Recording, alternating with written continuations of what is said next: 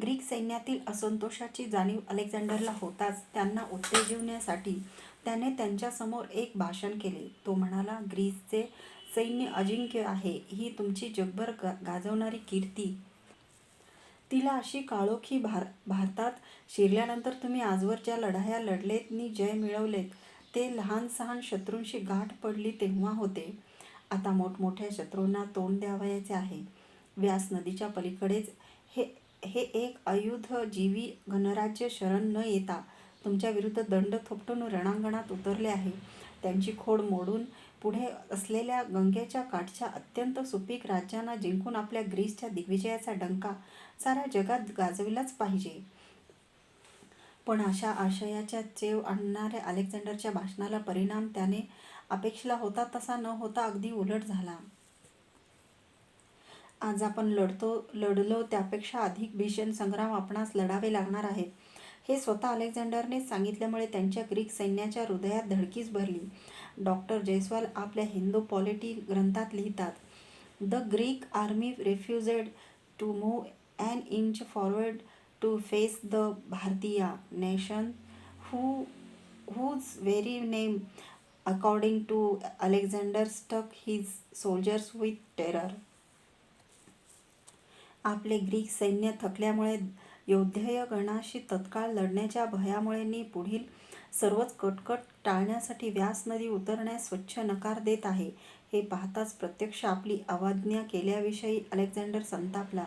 पण तो जसा धुरंधर योद्धा होता तसा धूर्त कारस्थानीही होता.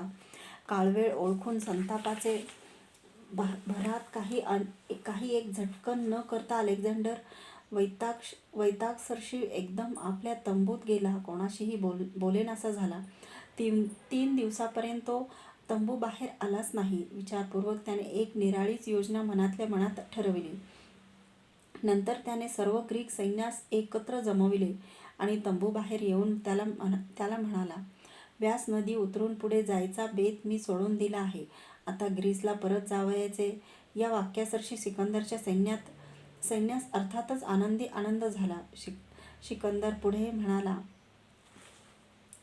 पण मागे परत फिरायचे कसे? सरळ पाठ फिरून आल्या मागे जाऊ लागलो तर आपण जिंकलेलेच हे सारे भारतीय जानपद जितं करीत बंड करून उठेल. आपण घाबरलो आहोत असे समजतील. तेव्हा पाठ दाखवून आलेल्या भूमीमार्गे परत न फिरता आपण किंचित तिरपे वळावे. सिंधू नदीतून वाट काढीत समुद्राकडे जावे नि मग समुद्रामार्गे इराणास परत जावे.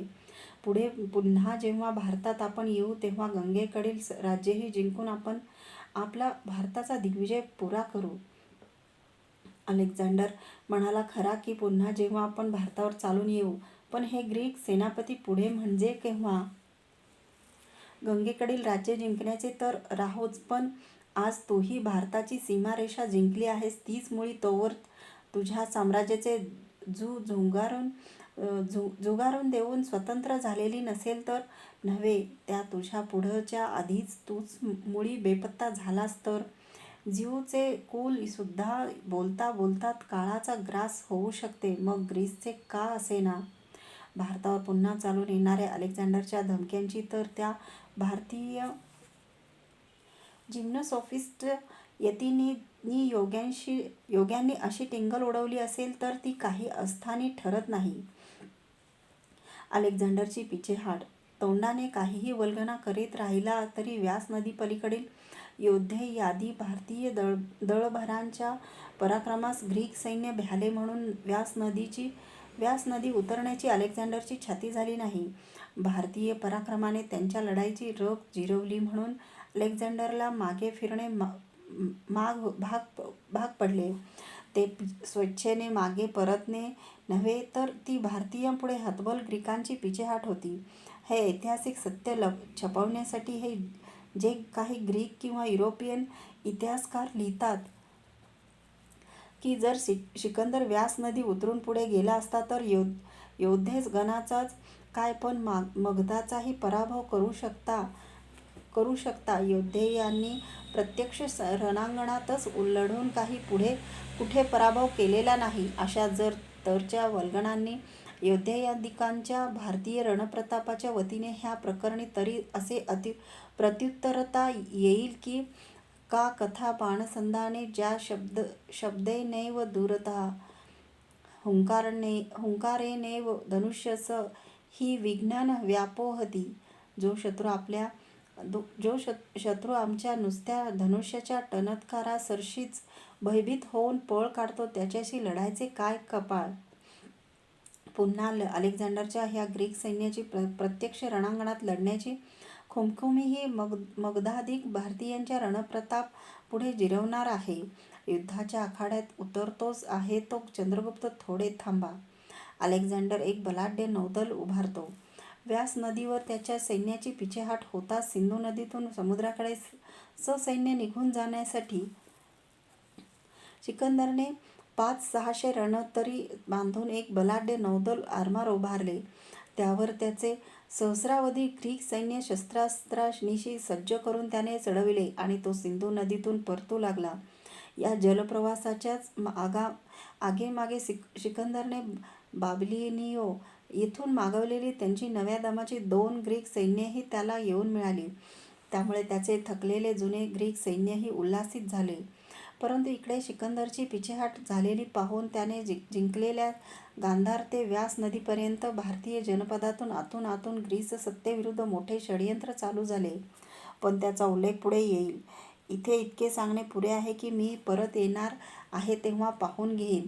ह्या अलेक्झांडरच्या धमकीला एक राजकारणी बागुलबोआ समजून सिकंदर सिंधू नदीच्या ज्या मार्गाने परत जाणार होता त्याच्या उभय तीरांवर पसरलेल्या लहान मोठ्या भारतीय गणराज्याने त्या ग्रीक सैन्याचा शक्यतो सशस्त्र सामरिक प्रतिकार करावयाचे ठरवले. पण तो ज्या त्या स्वतंत्र गणराज्याने त्याच्या पुरता फुटकळपणे घेतलेला निर्णय होता. सर्वांनी मिळून संघटितपणे एकाधिपत्याखाली सिकंदरशी लढलेले ते संयुक्त युद्ध नव्हते.